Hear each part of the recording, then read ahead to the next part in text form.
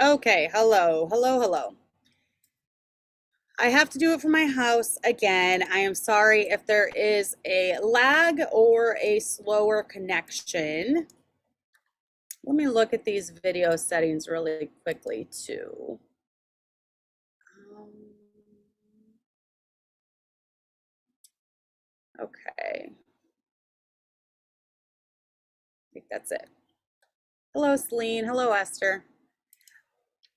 Hello, Nicole. Okay, so I have to do it from home today because my help is still not back. They are on a flight, probably over the Atlantic by now. And my husband is home, but he's mowing outside. So I did not want to take the chance of going to the church and leaving Lana and Allie in charge while I was gone. So I'd feel better if I just did it from home. So that's real life, right?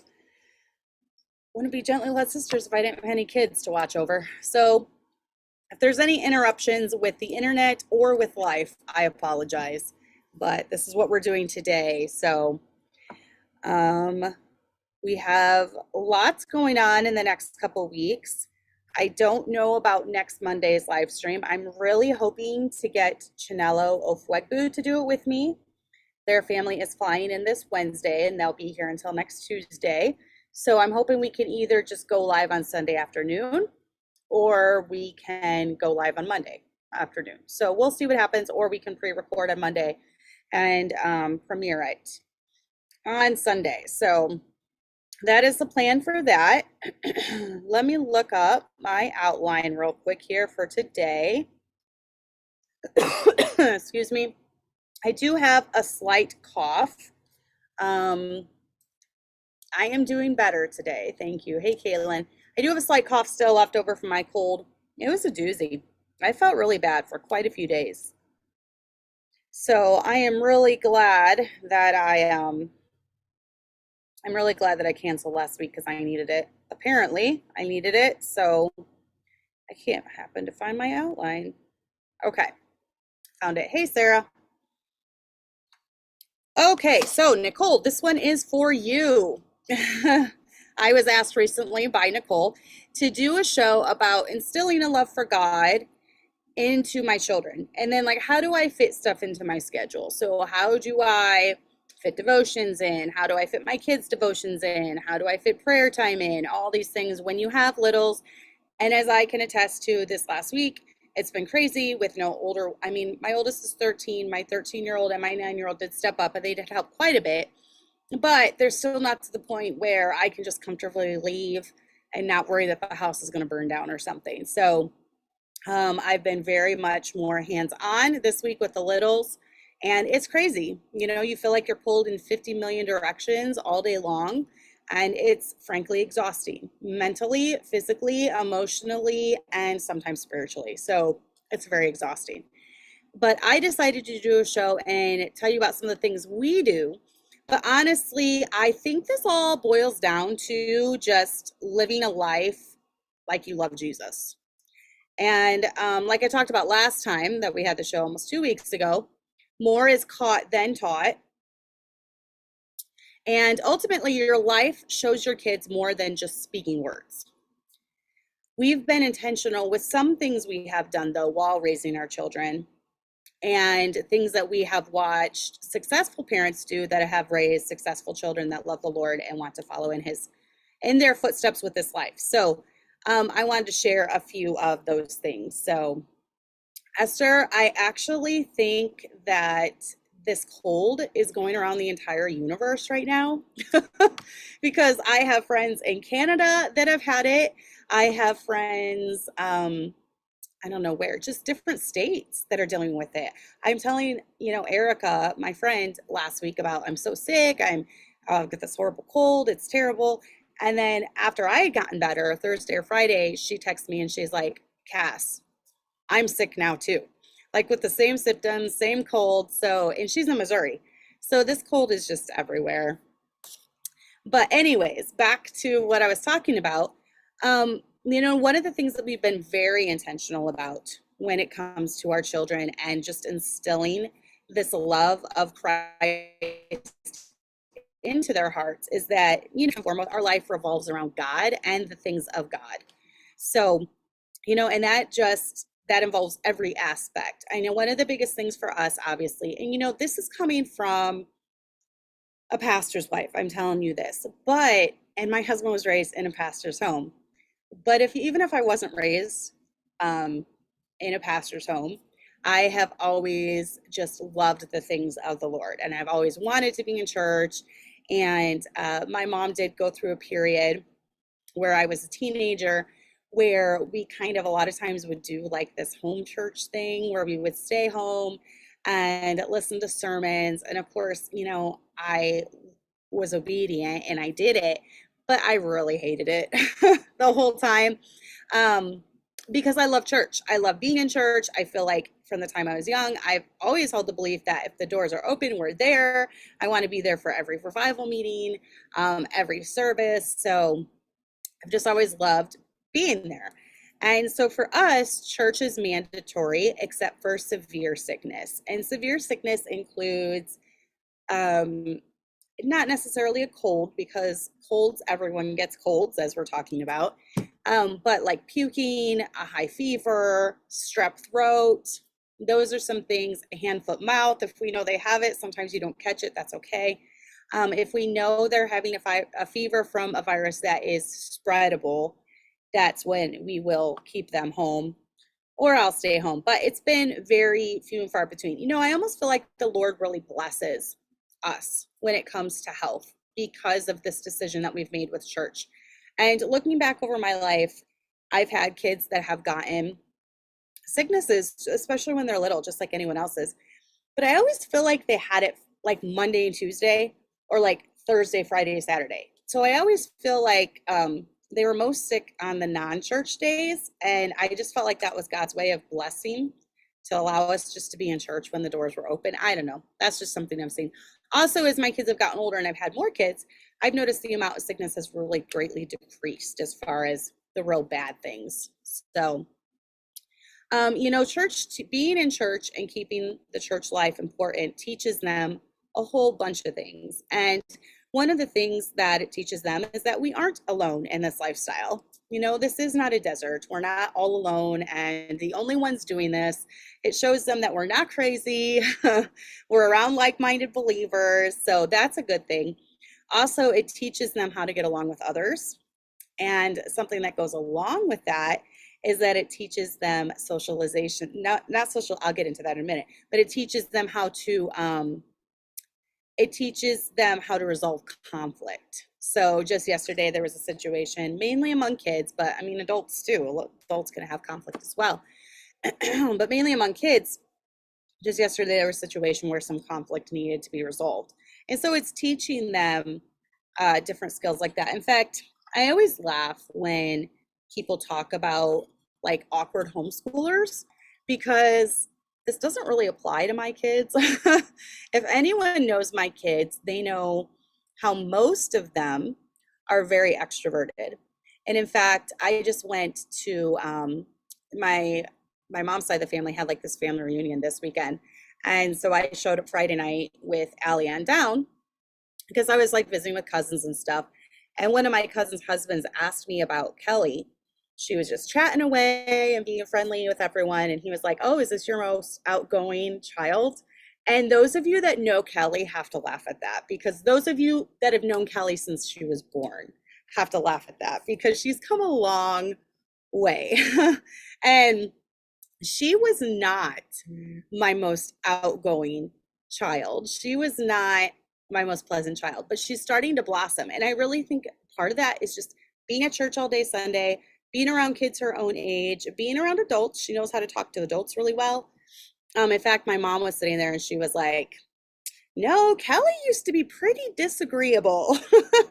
And I had to laugh that was coming from grandma, but it was true. Kelly's been pretty high maintenance since the time she was born. You guys have heard me talk about Kelly, so. Hello, Marta. Good evening from Poland, she said. So yes, it does. Church teaches them socialization skills, especially if you are homeschooling. I really think you need to be careful as parents to not isolate your children and to not isolate your family. We are to be in the world, but not of the world.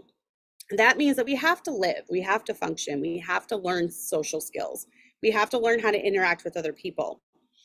We're just not supposed to look exactly like them, sound exactly like them, talk exactly like them, have their same morals and their same way of life. And I think church is so important for just getting the love for the brethren in their hearts. My children really, their best friends are at church, and the people that they're closest to are at church, and they are like our family here on earth, our spiritual family. So church also gives them an opportunity to serve. And just like at our church now, the way that we have it set up is everyone pitches in and cleans. So that gives your little kid can do something simple like picking up toys, in the nursery. Or it was so cute the other day. I think it was Mavis and Hannah and Kelly. It looked like we were incorporating child labor. They had like wipes. I don't know what they're Lysol wipes or what, but they had their little section of the floor in this huge fellowship hall, but they had this little section of floor they were all working on. And it was just super cute because they're learning at a young age, they're learning to serve. And that's a good thing for them, not only with the cleaning, but also with other opportunities like vocal music or instrumental music. We have very young kids that are playing violins, bells, and even if they have an off note here or there, it's okay. We want them learning how to perform, not perform per se, but learn their music well, play the hymns, get involved in the song service, sing special music. I think it's really important to get your kids into that.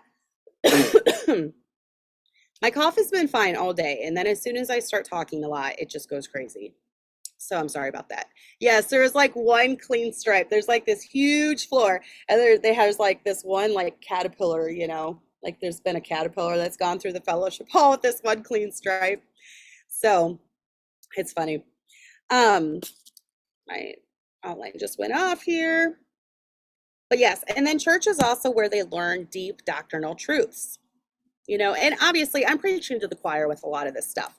But let's say that you're newly saved. If you're newly saved and you've just found this way of life, one of the most important thing I think that you can do, most important, hands down, is to get plugged into a good church. Okay?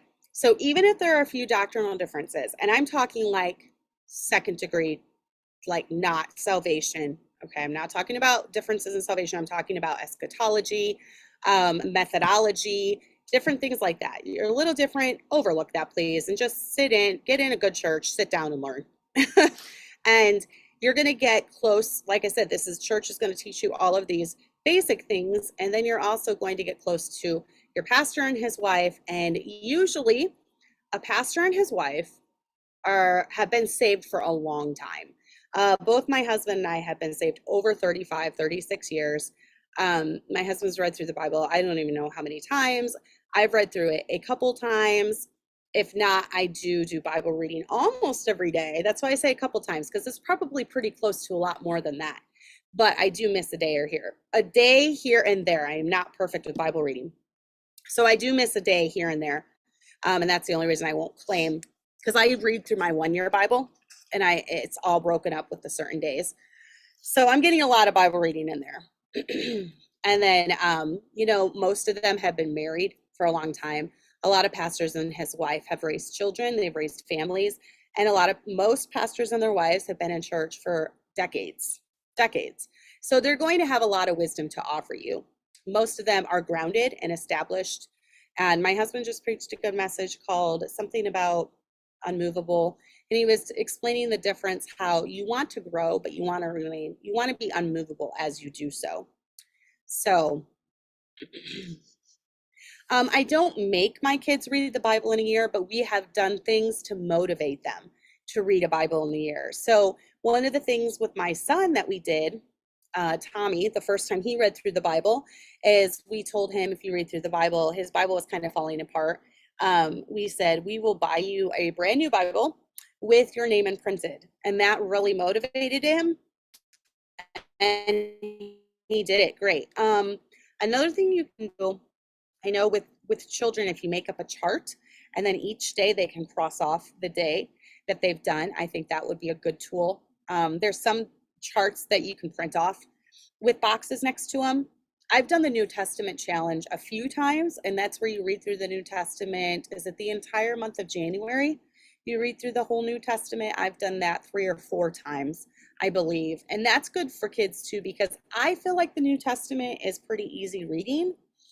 Honestly, the hard part of the Bible is the Old Testament books, Jeremiah, Ezekiel, Daniel, some of the prophets. Those are pretty tough reading.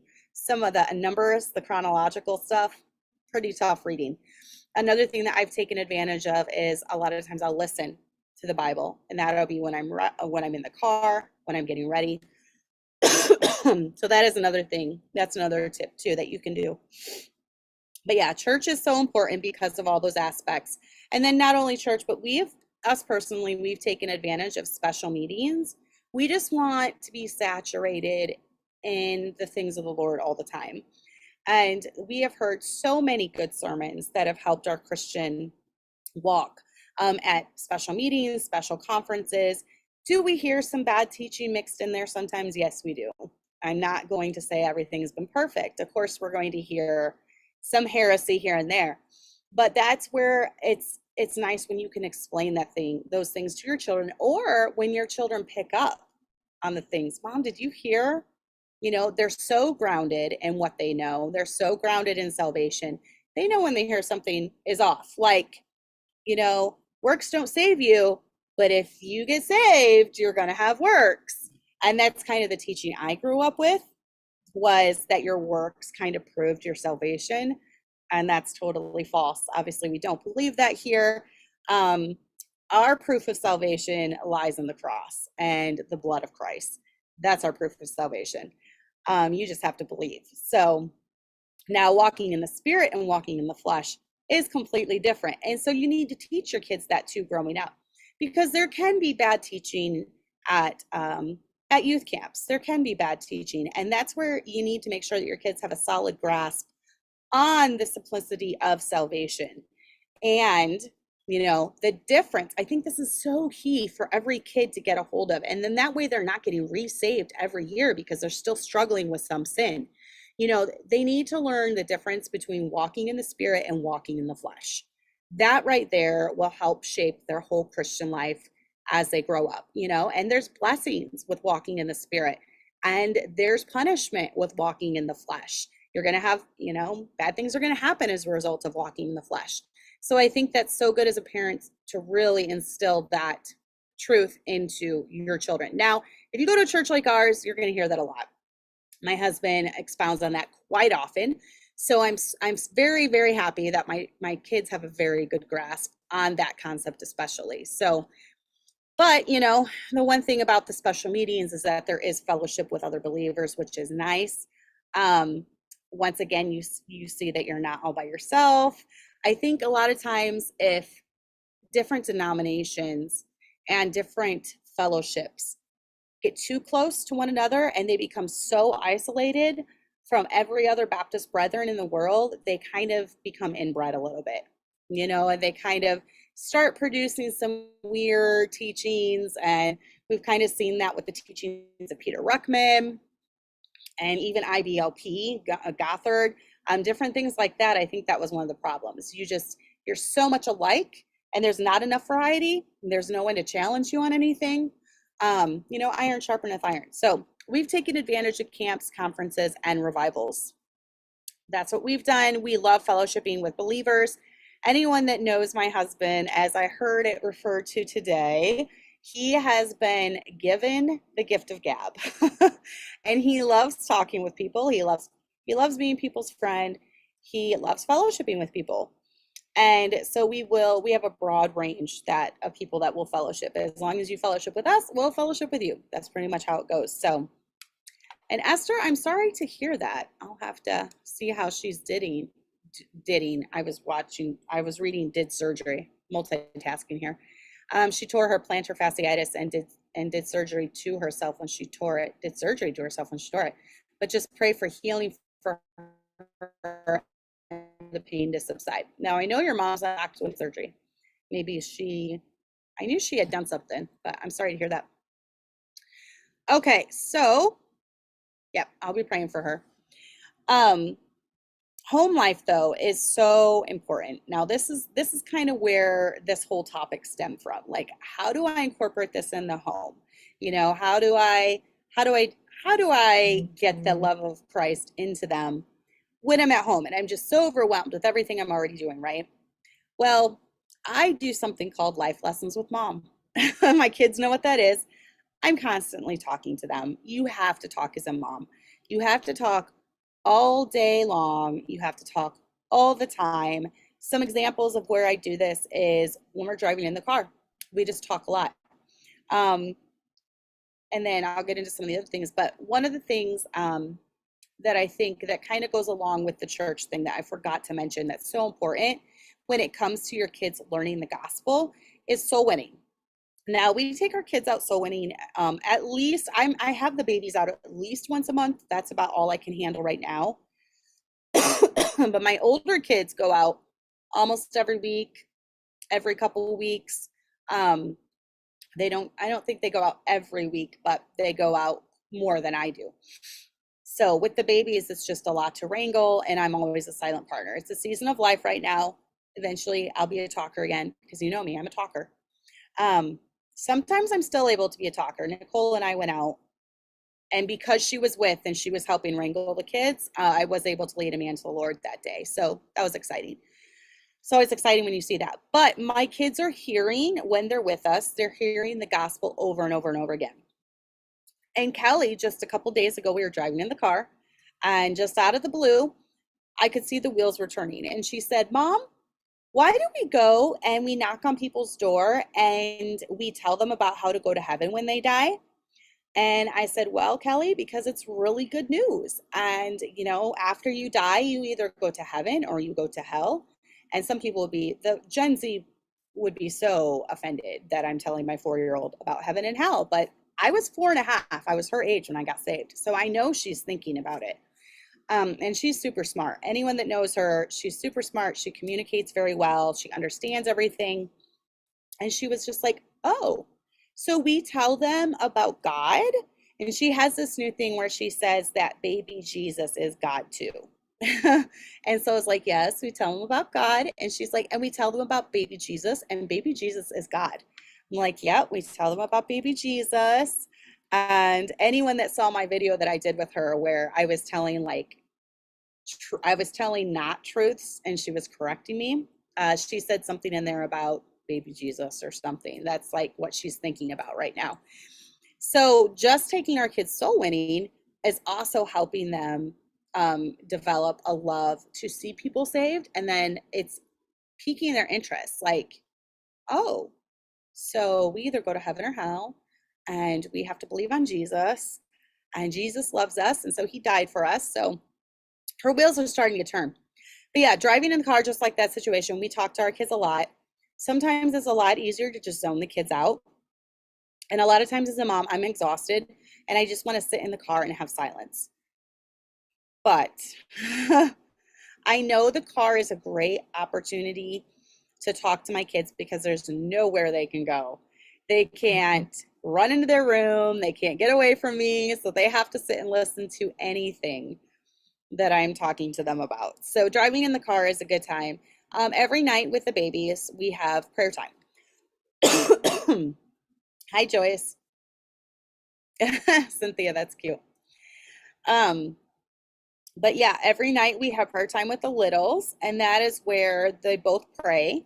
And my husband was telling some of the people in church, it's really cute because you can always tell the ones that they like have relationships with and really care about. They love all of you, okay, but obviously they have their little friends, and they'll throw them in there. They'll throw the kids' names in there every night, and Hannah does too. It's super cute. And then prayer time with them, we pray with them. A lot of times they'll start talking.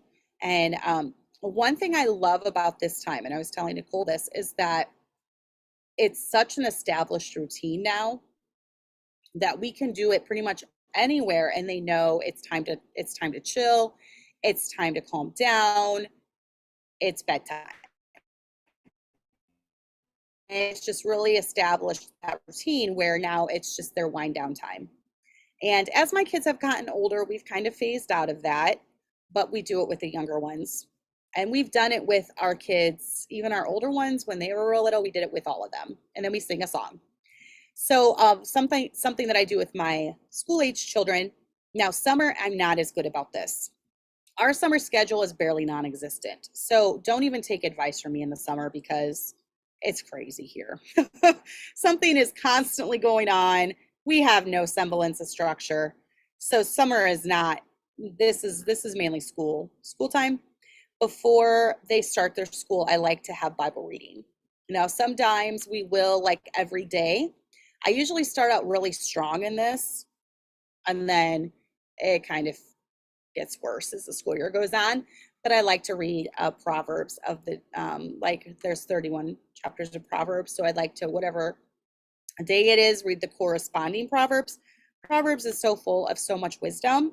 I think that's so good for kids to hear all the time. So a lot of times we'll start out doing that, and then they'll do 15 minutes of Bible reading before they start their school. That also kind of gets them into the right frame of mind. So I really like that. But you lead by example. One of the things, I know it's easy as moms to kind of have our time in the morning where we have our coffee and our Bible reading, but I don't get up before my kids because sleep is that precious to me. And I read my Bible and drink my coffee while they're awake. And they see me do that. So I think it's a good example. They're going to follow in your example. So when there have been certain seasons in my life where I have gotten up before the kids, and I have done that. But the older I get, the more I just don't mind. Even if there's chaos around me, I don't mind sitting and reading my Bible. I can do that. It doesn't bother me. So, and then also I like to reiterate truths often with my kids. And one of the things that we ask our kids is, I'll ask Kelly, who made you pretty, Kelly? And she'll say, God. And I'll say, who gave you blue eyes, Kelly? God. So I'm constantly trying to get them in their heart. I'm trying to get those things in their heart. I'm trying to let them know that they're special and God made them special, and they're beautiful because God made them. And God put them in mommy's belly, and God loves them so much. And I'm getting these little truths throughout the day. I'm not leaving it to other people to do. I'm not leaving it, obviously the pastor's their dad, but I'm not leaving it to other teachers to do or other adults to do. I'm doing it. And then I think this is important too, the way you teach your kids about God and the Lord. Rather than, we don't do this, name the sin. We don't lie because it makes God so mad at us. You know, we don't do this because he's going to rain fire and judgment. Now, it's good for them to learn about the consequences of sin as they get older. But for me, I like to focus more, especially with my littles. As they get older, I'm going to say, you know, if you become a drunk, you're going to have this consequence in your life. And God is going to judge you because you know better. If you do drugs, this is going to happen. If you fornicate, this is going to happen. So as they get older, but age appropriateness. When they're younger, I like to reiterate the fact that we don't do this. We don't do this, so such and such, because it will make Jesus sad. And we try to obey Jesus, such as thou shalt not lie, and all the 10 commandments. We try to follow these because we love Jesus, and because Jesus says, if you love me, keep my commandments. So I try to focus more on the love aspect with them as they're little. And we want to show the Lord that we love him, so we obey him. And this is why. Talk about God's grace in your life. You know, God's been so good to me. Mommy's messed up, and there's been times in my life when I have made the wrong decision and God didn't zap me dead.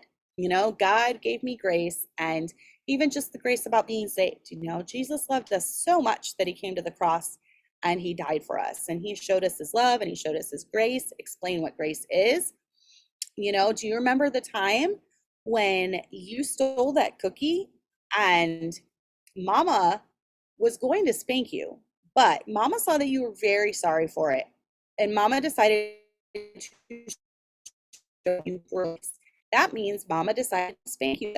That's what grace is. That's showing you something. You deserved a spanking, but mama didn't spank you that time. And I showed you grace because you were very sorry for it. And you cried and you felt remorse. So you kind of got to explain these in little kid terms. Talk about the blessing he bestows on your life. I don't want my Christian, I'm thinking as I'm scanning this, I don't want my kids growing up thinking that the Christian life is all doom and gloom and punishment and consequences. There are some aspects to the Christian life. As a Christian, if we are saved and we are God's children and we are willingly disobeying and being rebellious, God's going to deal with us like we deal with our children, and he's going to punish us. So there are some aspects to that. But I also want my children growing up knowing that the Christian life is the best life. It is the most content life. It is the most peaceful life. It is the life with the most blessings. So I want them to see the blessings that he bestows on our life. I want them to see me leaning on him when I'm going through hard times. And obviously, all of this stuff is just example. It's just all example that we're doing. Stay faithful to the things of the Lord and let them see it.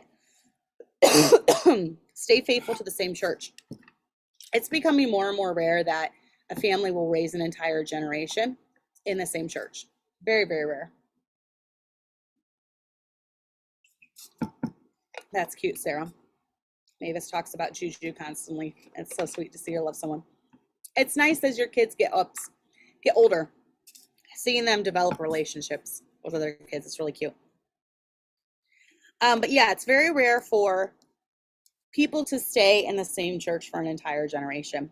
I wish I saw more of it because it's good for your kids to have stability. It's good for them to know that these friends are going to be my friends for life. And that's my desire. My desire is just I stay at Liberty Baptist Church for the rest of my life. I live here, I die here, this is it, And back when my husband and I planted the church, we determined that we were not going to take our small family at the time. We had 5, and we were not going to jump around a lot. We were not going to church hop. We were not going to plant this church and give up after a year, go try another one. We were in it for the long haul. And that's kind of what's kept us going through the hard times. And churches are going to have hard times. You're going to have mountaintop days. You're going to have valley days. But just determine that this is where I'm going to plant my flag and I'm going to stay here. And honestly, if some big thing comes and like the doctrine just changes horribly, that's one thing. But most church conflicts are not over doctrine anyways. Most church conflicts are over different personality conflicts. Sad but true. But then don't be wishy-washy about what you believe.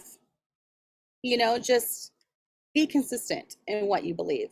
If lying is a sin one day, it's a sin the next day. If hitting your sister is a sin one day, it's a sin the next day.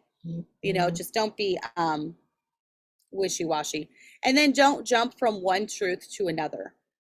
Just remain unmovable. Always be growing, but be planted, if that makes sense. Another thing that we've done is feel free to utilize tools. Don't feel guilty about utilizing tools when it comes to this concept. By tools, I mean videos. I still remember when I was growing up listening to Patch the Pirate.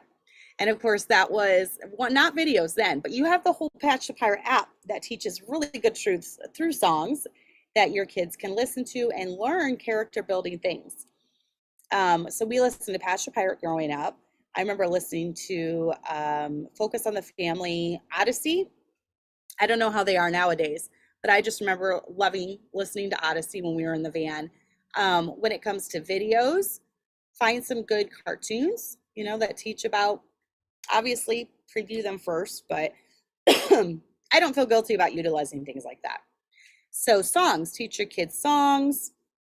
When it comes to reading them books, find some good books that will really get this thought process going when it comes to just loving the Lord and loving the things of the Lord. And even their curriculum for school. If you're homeschooling, that's obviously one of the number one things for me King James Version is really important to me. So I'm not going to use a curriculum that's not King James. Bob Jones Academy is still King James. Abeka is still King James. ACE is still King James. So anything that I have that's King James, I'm going to incorporate that. My method for homeschooling is I start my kids out in video school for Abeka, and it gives them a really good foundation with reading and writing. And then when they're about second or third grade, I switch them to ACE when they're reading really well. So that's kind of my method that I use. And you know what? Everyone knocks ACE, but I'm just going to say it's up to the parents. My son went to Bible college, and he had not even been in college. He had not been in school for a few years. He went when he was older. So I think he had been out of school 3 years, and he did fine in college. He pretty much got A's and B's. He did not do super great in grammar, but he passed it. But I'm just going to say that there was some Christian school kids that did the advanced Abeka stuff, and they didn't even pass their classes. So people can knock ACE, but it's really up to the family and that student. But the main thing about all of this instilling a love for Christ into your children's hearts, is it comes down to just living a life that glorifies God. Okay? So number one, just keep the sin out of your life. Keep the sin out of your home. Just keep all of that out of your home. Nicole, family time does not need to be a long, drawn-out process. Our family time consists of 5 or 10 minutes at night, prayer time, talking about anything that the babies want to talk about, and singing Jesus Loves Me. That's pretty much it. I feel like a lot of people just want an A, B, C formula. Like if I have an hour of Bible reading and an hour of devotional every day, then, my family is going to turn out great or whatever. But that's not it. It's not the super secret formula to instilling a love for the things of God. It's a lifestyle. It really is. It's a lifestyle, working lifestyle. And it's just all these things melding together and meshing together. And, I think number one, keep the sin out of your life and your home. Talking about Jesus just day in and day out. It doesn't have to be an established 5:30 on the dot every single day. We're going to sit down. No, you need to talk about Jesus the whole day as you're doing tasks, as you're cooking, as you're cleaning, as you're driving in the car. Not being a hypocrite. So don't act one way at church where your kids are seeing you and then another at home. Okay, so you need to be real. It's one of my favorite sayings, be real, not perfect. And my house has been Grand Central Station lately. We had a Sheen here for 3 weeks. My kids went back with them for a week, and we have all these, dating couples in our house all the time. We're going to have the flag views here next week. So my house is Grand Central Station. What you see is what you get. We've never tried hiding anything. And I know in the past, I have not been perfect enough as a pastor's wife. I have not been the perfect mom, and I have not been the perfect wife, and I have not been a perfect Christian to some people's liking. But all I have to say to that is the ones that are pretending that they're perfect usually have the biggest skeletons in their closet. So what you see is what you get with me. I don't try to put on a show. I don't try to be phony about it, because my kids see all and my kids know all. They know the true me. I think we all need to stay humble too. We need to be willing to learn. I am always willing to learn from other people that have been there and done that with me.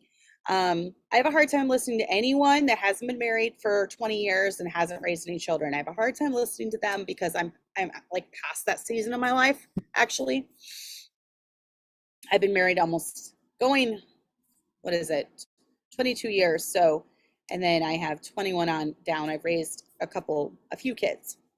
So I have a hard time listening to anyone that hasn't done that, but I'm more than happy to listen to an older woman than me that can give me some advice when it comes to raising not raising, because we've already raised them, to being a parent to adult children. This is a whole new season for me. And I'm going to tell you, you think that being a parent gets easier as the kids get older. It does not. Every season is hard. Every single season is hard. And just when you think you've got it all figured out, your kids throw you for a loop. So even adult kids, it's hard too. So for me, the older I get, I feel like the more humbled I get. Because you think you got it figured out when you got little kids who are perfectly in subjection. And then they become teenagers and you're like, whoa. And then you raise successful adults and you're like, okay, I got it figured out. And then something even they even throw you a curveball. So yeah, every stage is hard. Sorry. I hate to be the one to tell you that, but every stage is hard. But the older I get, I feel like the more I don't even want to brag. And the more that I don't even want to act like I have it figured all out, because I don't. Watch and look for ways to get better as a home and a family. If someone has some good advice, try it out. See, maybe they're like, no, you have to do it during breakfast time, and that is actually a good idea. If you just get all of your little kids breakfast and you sit them down, you could sing a song. You could do a Bible lesson during that time, because when they're eating, they tend to be the most calm. So if you're looking for opportunities to do like an established family time, for us, right before bed works. That's when we do it. For you, maybe it's during breakfast. Maybe things are more calm. They haven't got crazy yet. So, and I have done that before too. When they were little, I would do Bible reading during breakfast as they were eating. So there is another option, or lunch, just when they're eating, because they tend to be more calm. Number 6, have a happy marriage. You got to have a happy marriage. Let them be secure in the fact that you and their dad love each other, and kids feel tension in the home. Obviously, every marriage is going to go through rough patches, and you need to work through that. And sometimes it's good for kids to see you work through that, because not everything is going to be perfect and sunshine and rosy, and they need to see you dealing with problems head on. But try to, the majority of the time, let them see you heal, move through those problems, get over it, resolve it, and then be happy. 75%, 90% of the time, you should have a happy home, a happy marriage. Have a happy home. If it's miserable and you're like just bringing misery down on the house because you are determined, I made a plan and I'm going to stick to it, and by George, these kids are going to listen to me, and you're yelling and screaming and kicking and fighting to get them all in place so you could have your daily Bible reading, well, you're kind of defeating the purpose. So have a happy home. And then I want every young family to recognize this number one truth, and that is be balanced. Don't be so over the top spiritual that you never do fun things as a family. Like you deem everything evil. We can't go there because they have rocky music. We can't do this because there might be a woman in shorts. We can't go here because someone might be cussing. We are to be in the world, but not of the world. So go to the amusement park, go on the roller coasters, go to the zoo, go to the arcade. The Christian life is a fun life. And there's no need to sit in your home listening to sermons and reading the Bible 24/7. You're just going to raise miserable kids who grow up to hate it because they felt like their home was a prison. And all they did was have sermons piped through every Bluetooth speaker in the home. And you made them sit down and read the Bible. You made them sit down and read Numbers for 5 hours a day. Your kid's going to grow up and hate it. I know for us, a lot of people like to listen to sermons, and there's nothing wrong with that. But my kids hear a lot of sermons at church. They hear Sunday school, Sunday morning, Sunday night, Wednesday night, 4. They're hearing 4 a week. And then all the special meetings we go to, the special camps that we go to. So I don't have it piped through my house 24/7. And now when I'm getting ready in the morning, sometimes I'll listen. If I'm driving somewhere by myself, sometimes I'll listen. But other than that, I don't feel the need to have it piping through my house. Now, I do through our Alexa, we do play a lot of college music, IFB, college music, Isles Anderson, Golden State, Heartland, I believe. So all a lot of the bigger IFB colleges, I love their music, and we'll have that playing as we're doing dishes, as we're cleaning, different things like that. But I feel like so many young families and so many Christians have demonized absolutely everything there is to do in the world, that they don't do anything. They never do anything fun. And it's just a miserable existence. So don't be so over the top spiritual that you never do fun things. You got to do fun things as a family. Just this past Saturday, we did family soul winning, and we went to a predominantly Jewish area, and it was oppressive. I am telling you, they did not want us there. And it was, I think Skokie is, I think Brother Matt said, how much? It's a very high percentage. 75, 80% Jewish. It's very high. And there was Jewish families everywhere. And the thing is, we kind of confused them because the Jewish women dress very modestly. And the only difference is between me and them is a lot of them wear these head covering things. And you can tell, obviously, with the men, they wear the hats or the little cap thing. But it was a tough neighborhood, and I could feel the oppressiveness. They were very rude. They did not want us there. In fact, we walked up to one yard and there was a Mary statue, and my husband said, "Yes, a Mary statue." And you know how bad it is when you see a Mary statue and you get excited. Because most of the time, if you're a soul winner, you're like, "Oh, a Mary statue. They're going to be Catholic," and sometimes Catholics are hard to reach. But he was excited to see the Mary statue, and they weren't home. But all that to say, we did that. We did the hard part, but then we went to the arcade and we had pizza, and the kids played games and they did go-karts, and it was really fun. So we have the spiritual part, but we're also mixing in the fun part. And we try to do that with the family soul winning days. Those are the days I take the babies out because it is tough for me. But it's instilling like an excitement, for those type of things when they're young. And my older kids go out not only on the fun days as well, but when we're first introducing them to it, it's a really good opportunity for them to get to see the spiritual side and then the fun side as well. So at the end of the day, there isn't a super secret formula to instilling a love for the things of God, Jesus, and this lifestyle into your kids' hearts. I think the main thing is showing them that it's real to you. And I know that is so boring to most people. It's so basic, but I really don't know what else to say because that's it. That's it right there. You take some people that have dotted their I's and crossed their T's, and they have this checklist and they've done every single thing on it, and they don't drink, and they don't cuss, and they don't hang out with those who do. They don't chew, whatever it is. They don't drink, cuss, or chew, and they don't hang out with those who do. They have deemed that Disney is horrible and Disney is evil, and they have deemed that amusement parks are evil and ice skating is horrible and trampoline parks are bad and everything's bad and you must dress from here down to your ankles, and they have all these rules in place. But yet they produce kids who walk away when they're 18, kids who want nothing to do with it. And it's because there was something missing. There was an element missing. And I really think it boils down to, first of all, the parents. Why are they doing the things the way that they're doing it? Is it out of fear that God's going to zap them, or is it because they have a genuine love for Jesus and the things of the Lord? I think the love element is missing, and then just instilling that love into your kids' hearts. And so there's not this checklist that I can give you.